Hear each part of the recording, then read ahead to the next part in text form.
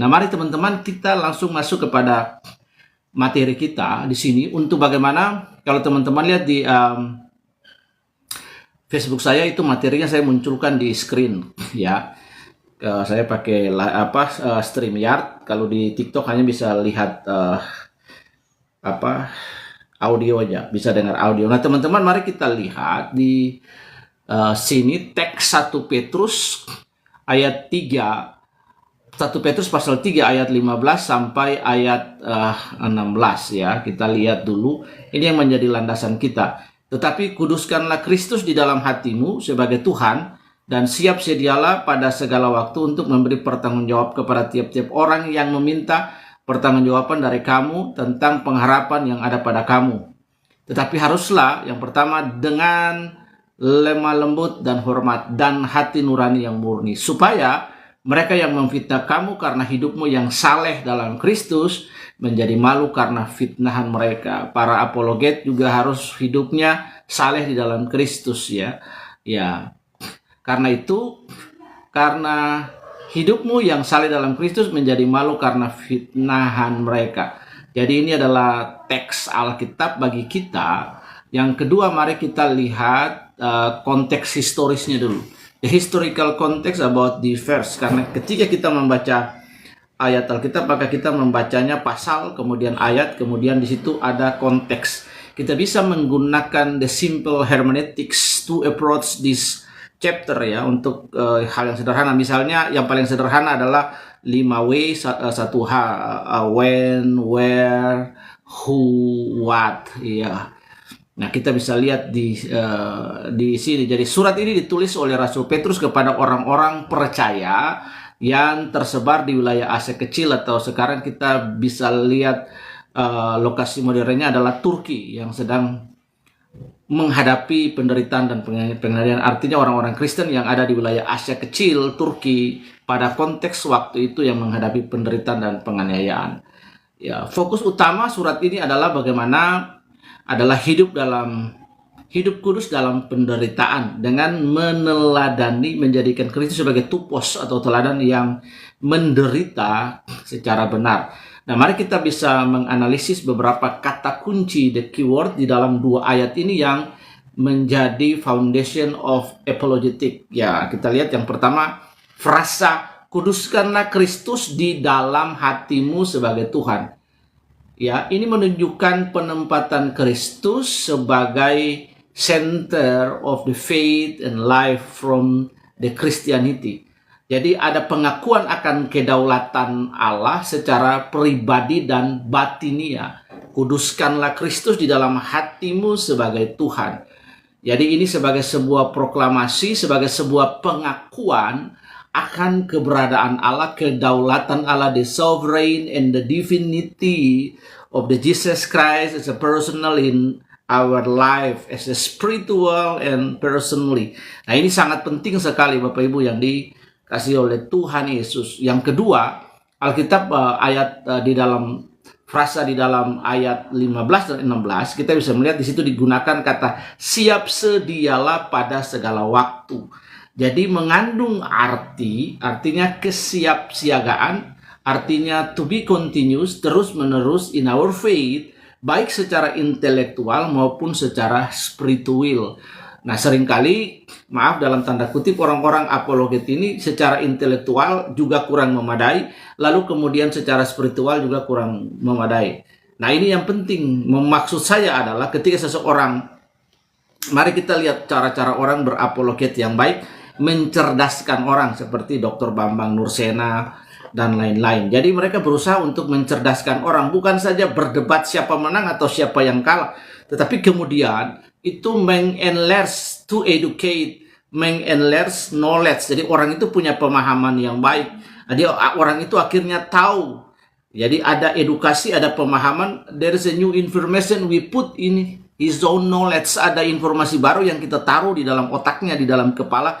dan pemahamannya dia. Nah, informasi itu kemudian diolah. Kalau dia punya critical thinking yang baik, maka dia akan mengolahnya. Seorang apologet kalau hidupnya bagus, pengetahuannya memadai secara intelektual, as a spiritually have a sharpness with God, maka ketika dia berbicara, ketika dia menyampaikan sesuatu, itu akan berdampak. Jadi kita tidak saja berdebat, bukan saja untuk memenangkan otaknya orang, tetapi how to win the heart of the better opposite. Nah, ini yang penting sekali. Jadi Alkitab berkata, siap sedialah pada segala waktu. It means kita bersiap to be continuously in our faith to God, baik secara intelektual maupun secara as a spiritual. Nah, ini yang penting sekali.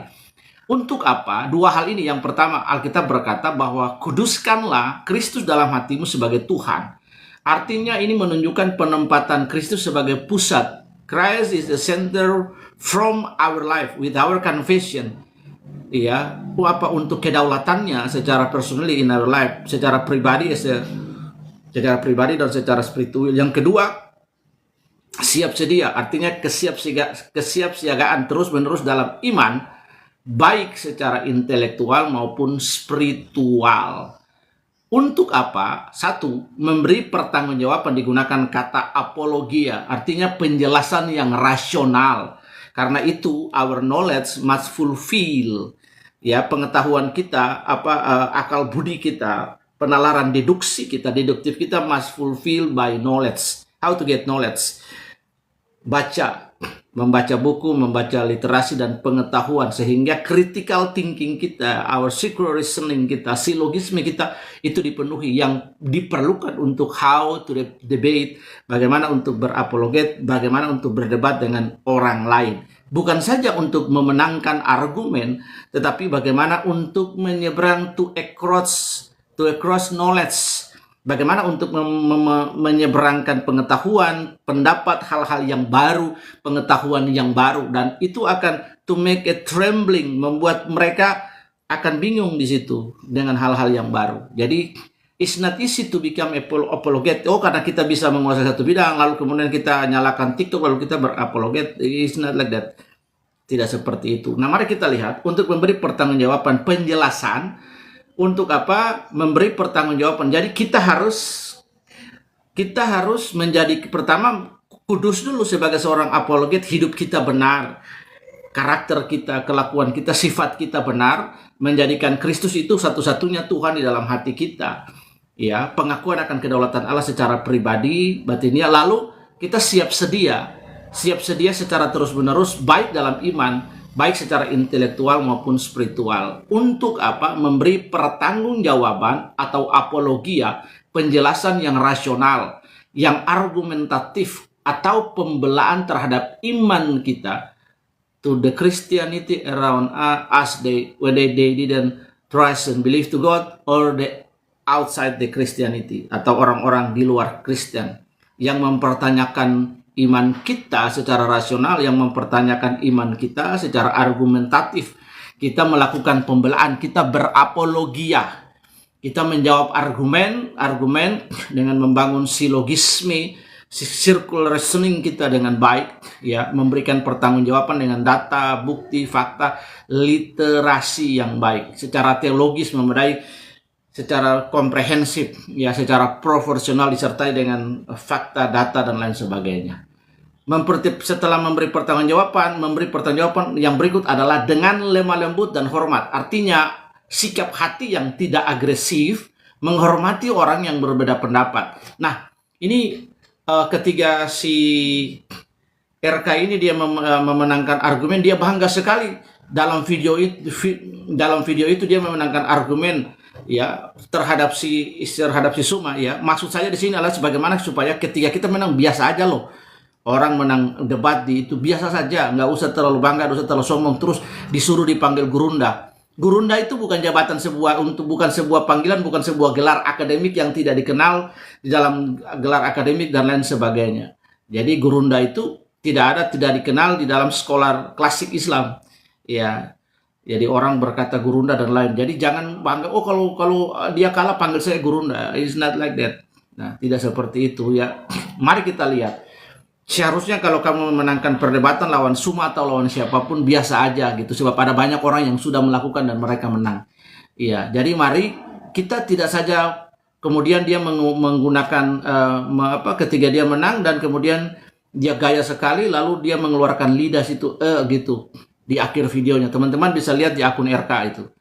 Ya ini bukan contoh yang baik. Jadi pertanyaan sih, berapa orang yang dia menangkan dan baptis menjadi orang Kristen lewat pelayanan apologet? Ya. Nah, jadi ini hal yang paling penting sekali bagi kita. Jangan sombong gitu loh. Jangan sombong kalau menangkan debat. Ada banyak orang yang hebat tapi tidak pernah sombong. Nah itu. Jadi pesan sekali buat si RK ya. Dengan lemah lembut, kita tidak hanya memenangkan otaknya orang, tapi kita memenangkan hatinya dia. Kemudian dengan hati nurani yang murni, menekankan integritas pribadi dan kekonsistenan hidup dengan iman. Kita berdebat dengan dia, kita ramah, kita lemah lembut, kita menjawab seluruh pertanyaan dia, tapi kemudian kita nggak jadi sombong. Kita dapat menunjukkan karakter kita, tidak menggunakan kata-kata yang menghujat. Hari ini coba Bapak Ibu perhatikan, teman-teman perhatikan. Semua apologet di TikTok itu saling menghujat. Ada yang bodoh, ada yang bilang tolol, dan lain sebagainya, termasuk Edis TV. Iya. Bukan berarti dia anda hebat, enggak. Ya, saya memberikan pengertian yang baik berdasarkan Alkitab. Jadi teman-teman lihat, jadi akhirnya apa? Makna teologisnya apologet Kristen bukan hanya soal kemampuan argumentatif, teman-teman. Bukan hanya soal kemampuan argumentatif. Kemampuan itu bisa diasah, kemampuan itu bisa diisi. Ya, kemampuan itu bisa dipindahkan, ya, ability, smart dan lain, pengetahuan, ya. Itu bisa dipindahkan dari satu batuk kepala ke batuk kepala lain, bisa dipindahkan dari satu otak kepada otak yang lain. Karakter, kelakuan, kerendahan hati itu tidak pernah bisa dipindahkan dari satu kepala ke kepala yang lain. Ya, is not an option for us, but a must. How to be, ya, a virtue apologet. Bagaimana menjadi a virtue apologet yang baik di situ. Jadi apologet bukan hanya berbicara tentang kemampuan argumentatif memenangkan perdebatan di situ, tapi bagaimana juga kesaksian hidup, ada karakter Kristus, there is a Christ character that we share kepada orang lain, that we show when we make it good, yeah, with our opposite others. Dan kemudian menunjukkan di situ the personality virtue, ada sebuah kesalehan pribadi, ada social piety di situ yang kita seberangkan. Nah ini yang penting. Jadi tujuannya bukan untuk memenangkan debat, Bapak Ibu. Nah tujuannya bukan untuk memenangkan perdebatan, melainkan untuk menyatakan pengharapan Kristus secara bijak, menarik hati orang lain kepada kebenaran. Jadi apologet itu adalah kita, Bapak Ibu, kita memberi pertanggungjawaban secara rasional, argumentatif, pembelaan terhadap iman kita yang berpusat pada sentralitas Kristus Yesus di situ. Dengan lemah lembut, ya, dengan hati nurani yang murni di situ, Bapak Ibu. Jadi apologet bukan hanya soal kemampuan argumentatif, ya, tapi juga kesaksian hidup, karakter Kristus, dan kesalahan pribadi. Tujuannya bukan untuk kita memenangkan perdebatan, melainkan apa? To declare our hope in Christ as a wise and interest to the other people, so they will interest for the message that we bring to them. Ini yang penting sekali. Yang ketiga, teman-teman, bagaimana menjadi apologet Kristen yang baik berdasarkan prinsip 1 Petrus pasal 3 ayat 15 sampai 16. Yang pertama, menguduskan Kristus dalam hati kita. Apa artinya menguduskan Kristus dalam hati kita? Artinya menempatkan Tuhan Yesus sebagai Raja dan fokus utama dalam kehidupan. So my question for the others apologet in TikTok, apakah mereka menempatkan Yesus secara benar, secara baik dalam hidup mereka? Menggunakan media sosial secara holiness, secara kudus dalam kehidupan mereka. Nah, atau yang lain sebagainya, atau juga ada motivasi lain yang saya tidak tahu. Saya tidak menuduh, saya sementara tidak menuduh, tapi who knows, mencari populeran dan kemudian cuan dan lain sebagainya. Nah di situ. Yang kedua adalah memiliki relasi yang intim dan doa yang efektif. Yang ketiga, menjalani kehidupan kudus dan berserah kepada Kristus Yesus. Karena kondisi ketiga surat ini ditulis dan ini menjadi prinsip dasar, prinsip utama, landasan teologis bagaimana orang Kristen berapologet. Jadi kondisi waktu itu mereka tinggal di Asia Kecil, bagaimana mereka harus tidak saja berapologet dengan argumentatif dan rasional terhadap iman yang mereka miliki, tapi mereka berapologetika juga dengan show the holiness life, menunjukkan kehidupan kudus for the others people that we know, unbelievers around them. Ya, bukan orang percaya di sana yang memiliki relasi yang intim. Ya, dan doa yang efektif. 3, menjalani kehidupan kudus dan berserah kepada Kristus. Itu artinya menguduskan Kristus di dalam hati. Yang kedua, bersiap memberi jawaban atau berapologia secara argumentatif. Bagaimana kita dapat memberikan penjelasan yang rasional, yang argumentatif, karena teologia itu dia sistematis, dia dapat oleh logika, dapat diterima oleh akal dan di situ ada data dan fakta yang tersedia. Maka kita perlu belajar Alkitab secara mendalam, memahami doktrin dan sejarah gereja dan konteks. Kita melatih kemampuan berpikir kritis dan berlogika. Kalau teman-teman bisa lihat, bisa scroll di TikTok saya, teman-teman bisa lihat di situ ada materi sekitar 30 menit yang saya upload di situ, video pengajaran tentang bagaimana sebagai seorang Kristen kita memiliki the critical thinking yang baik. Seseorang jika tidak memiliki critical thinking yang baik, maka dia akan mudah ditipu oleh orang. Karena hari ini kita bisa melihat era ini era disruption. Di media sosial tuh ada penipu banyak, ada orang baik ya, ada penipu juga, ada berita yang baik ya, ada berita yang brengsek juga. Di situ ya kita bisa lihat semua jadi situ ada hal yang baik, the good things, kemudian ada rabies, ada sampah di situ semua di media sosial. Jadi kita harus punya kita harus punya critical thinking untuk bisa bertanya mengapa ini dan itu, harus kritis.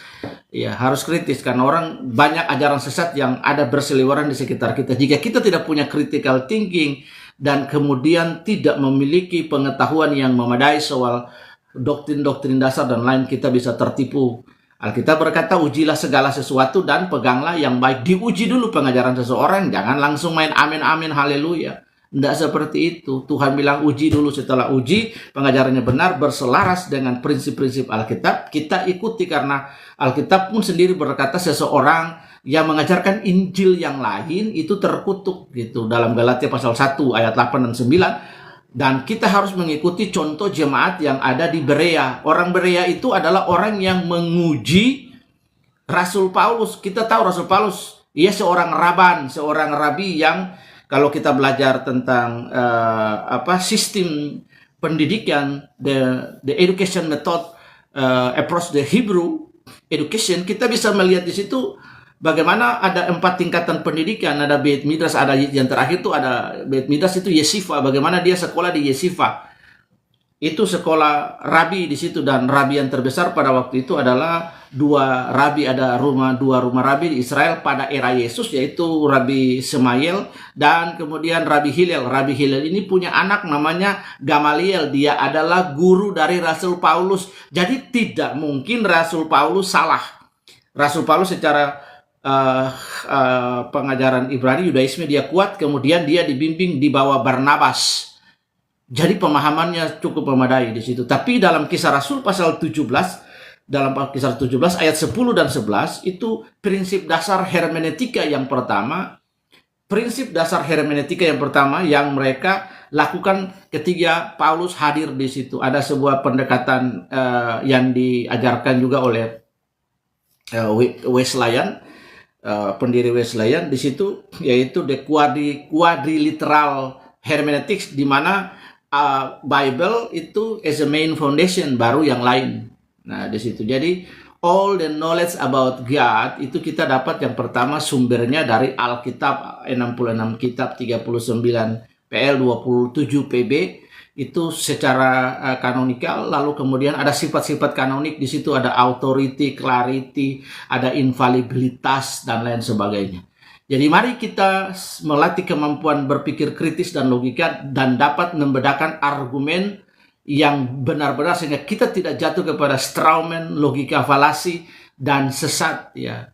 Kita memiliki silogisme yang keliru. Nah, seringkali kan orang tidak memiliki silogisme yang keliru, mereka tidak memiliki the middle term di dalam bagaimana menggunakan menggunakan silogisme yang baik. Mereka perlu belajar dari filsafat-filsafat Socrates ya, bagaimana tentang pathos, ethos dan lain sebagainya. Secara ontologis, epistemologi itu penting sekali. Nah, karena itu ini sangat penting. Mari kita melatih kemampuan berpikir. Siapapun dia harus diuji.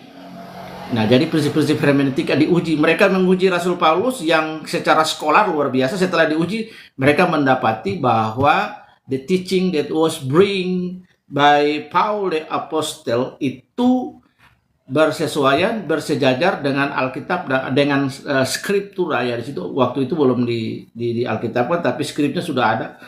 Nah, di situ PL di situ sudah ada 39 kitab, Sabur, Mazmur dan lain-lain, kitab para nabi. Di situ mereka lihat sesuai gitu. Itu prinsip hermeneutiks.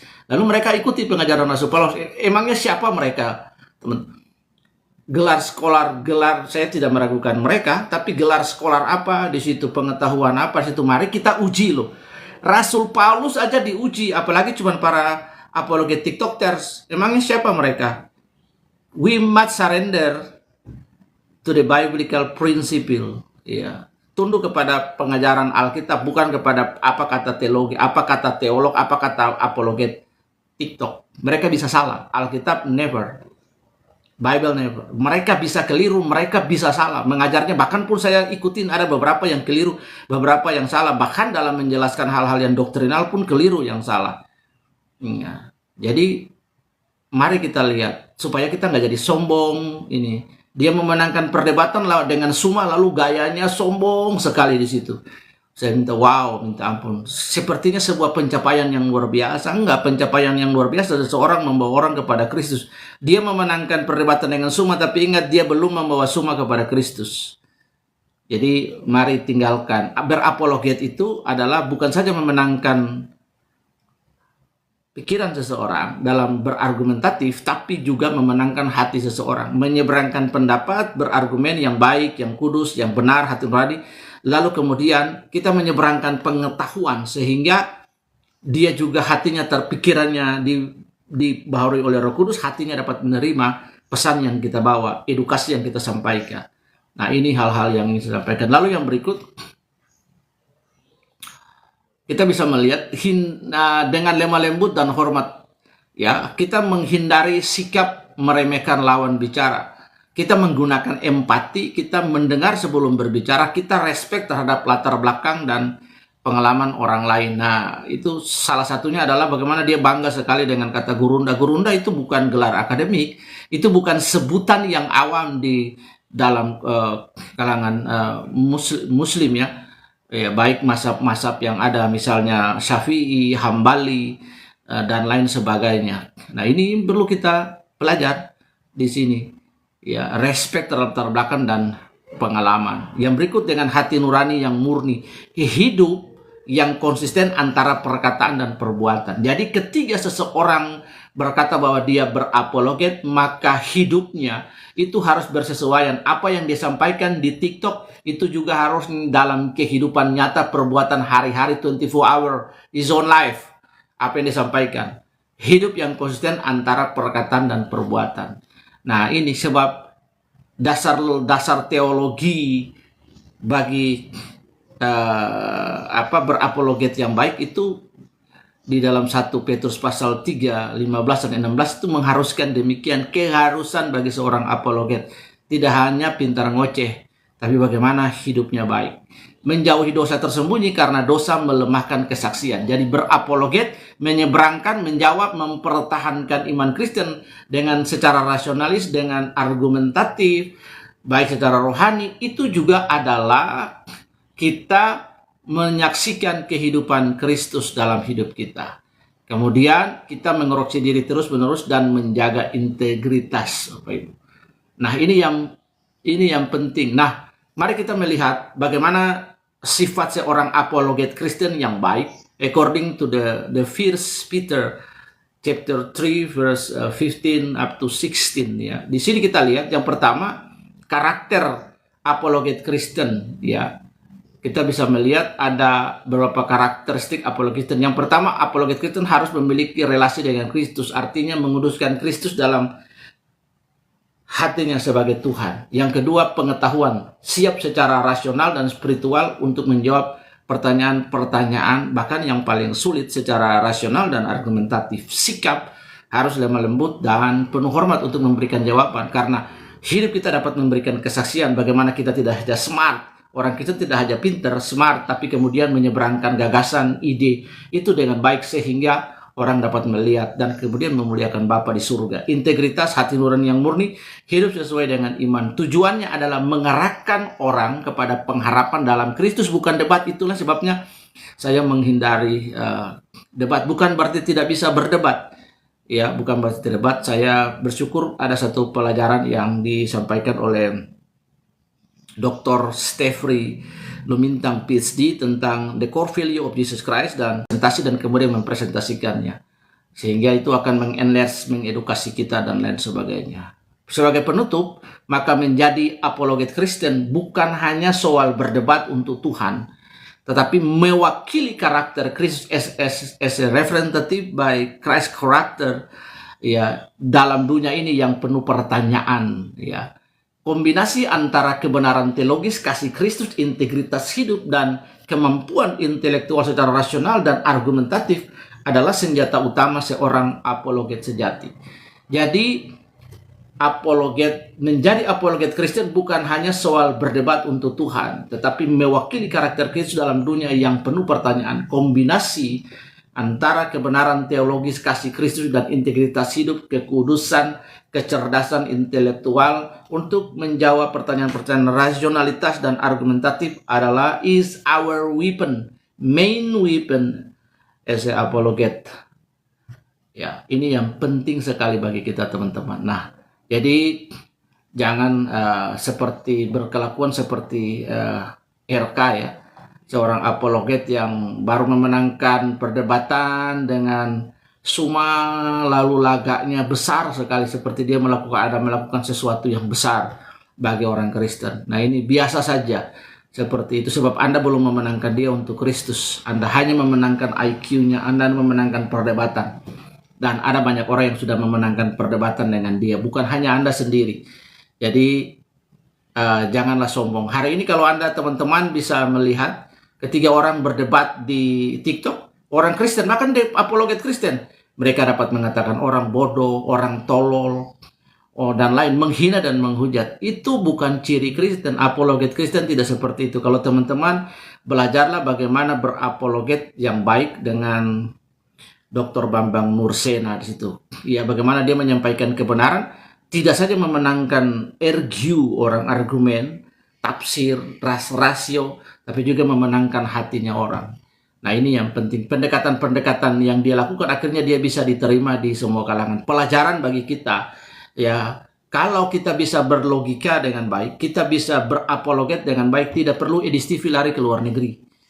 Tidak perlu Robert atau yang lain lari ke luar negeri. Kalau itu berargumen dengan baik, dengan benar, berdasarkan prinsip-prinsip apologet, Sofiatul dan lain, tidak perlu lari ke luar negeri. Kalau mereka berapologet berdasarkan prinsip 1 Petrus 3 ayat 15 dan 16. Seperti itu. Maka mereka tidak perlu lari ke luar negeri. Jadi dia terus berapologet tapi dengan mencerdaskan orang. Dia mencerdaskan orang dengan paper-paper, dengan jurnal, dengan presentasi akademik, sehingga mencerdaskan orang. Hidupnya juga menjadi berkat bagi banyak orang. Demikian yang ingin saya sampaikan kepada kita. Tuhan Yesus memberkati kita. Bagaimana kita menggunakan segala sesuatu, every potensi, gift, talent that God was blessed to us, just to winning the soul for God. Jadi ini yang penting sekali bagi kita. Tuhan Yesus memberkati kita. Shalom, Baruch, Haba Bishema Adonai, Bismi Albi wal Ibni Warhol Kudusi Al Ilahu Wahid. Amin.